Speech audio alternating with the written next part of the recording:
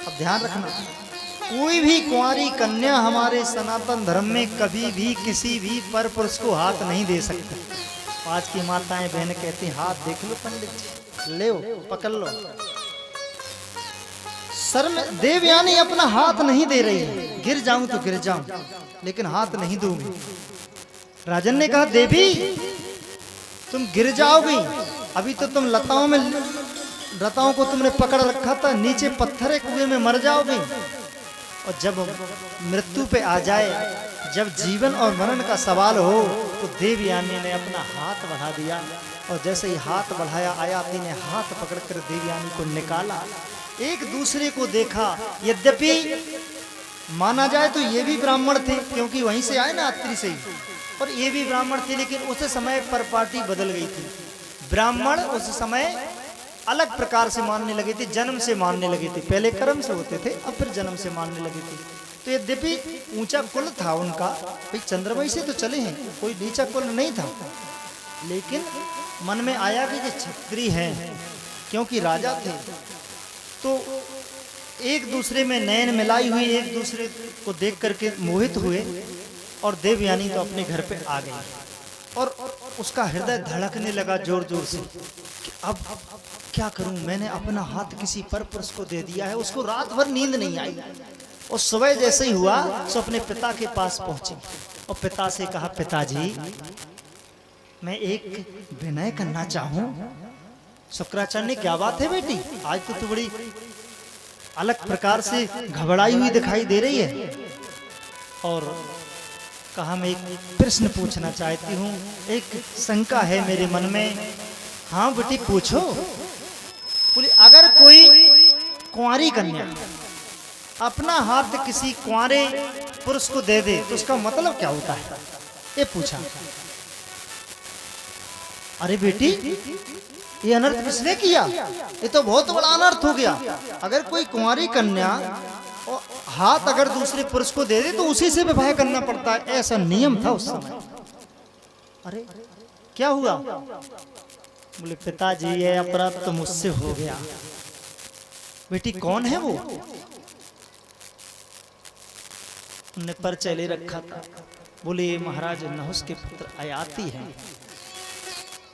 देवी संयोग यह है कि वंश तो तूने बहुत उत्तम चुना है, चंद्रवंश, लेकिन कोई ब्राह्मण अगर तेरा पति होता तो मुझे खुशी होती।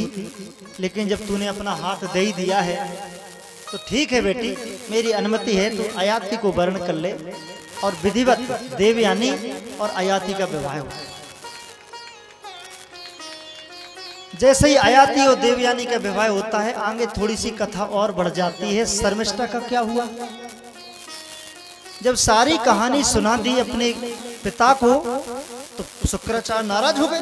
बोले, ए बृहस्पतिवा, तेरी बेटी ने मेरी बेटी को कुएं में पटका और मैं तो अब तेरे राज को छोड़ के चला। बृहस्पतिवा चरणों में गिर गए, प्रभु हे गुरुदेव, आप अगर चले जाएंगे तो मेरा क्या होगा, हम तो सब नष्ट हो जाएंगे, देव तो हम पर आक्रमण कर देंगे और हम तो मर जाएंगे, जिंदा कौन करेगा, कोई उपाय? बोले, देवयानी ही उपाय कर सकती है, गलती तो देवयानी के साथ हुई है ना। तो देवयानी ने कहा कि इसने मुझे कुएं में पटका, ये जिंदगी भर अविवाहित रहे और मेरी दासी बनकर के मेरे साथ में चले, यही इसका दंड है। यद्यपि वो विश्वकर्मा की पुत्री थी, राजकुमारी थी, सभी कुछ को सुख भोग थे, लेकिन अपने वंश की रक्षा के लिए वो बेटी ने अपने सारे अरमानों को बलिदान कर दिया और आयाती के साथ, देवयानी के साथ दासी बनके और आयाती के नगर में रहने लगी। देवयानी के कथन अनुसार शर्मिष्ठा का महल कोई आधा किलोमीटर दूर बनवा दिया गया। अब शर्मिष्ठा अकेली उस महल में रहती है, देवयानी अपने राज्य में रहती हैं।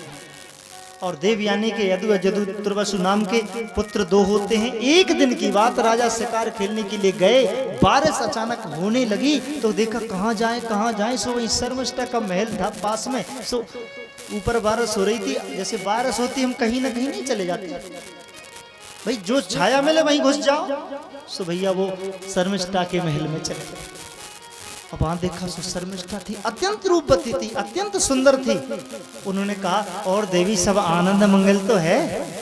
राजा ने पूछा किसी बात की कमी तो नहीं है? शर्मिष्ठा ने कही भगवान हे राजन, आनंद तो है लेकिन मंगल हमारे यहाँ कहाँ? बोले मतलब? बोले हमारा विवाह ही नहीं हुआ तो मंगल कहाँ से आ जाएगा? मंगल का मतलब होता है छोटे छोटे बालक बालिकाएं आपके आंगन में किलकारी मारने लगे, उसको कहते हैं मंगल। और आनंद तो सब है। आखिर महाराज अयाति को दया आ गई कि ये भी स्त्री है, इसको जीने का अधिकार है, इसको भी मां बनने का अधिकार है। उनने कही ठीक है देवी, मैं तुम्हें पुत्रदान कर सकता हूं, लेकिन तुम ये बात देवयानी से ना कहना। अगर देवयानी को पता चल गया तो गड़बड़ हो जाएगी। क्या है? श्री राधे, आपका आशीर्वाद लेने दो बालक आए हुए हैं ग्राम दबिया कला से, और साथ ही में स्वापी वगैरह नारियल जो है देना चाहते हैं। बाके बिहारी आने वाले हैं इसके बाद जी, थोड़ा सा टाइम। बाके बिहारी लाल की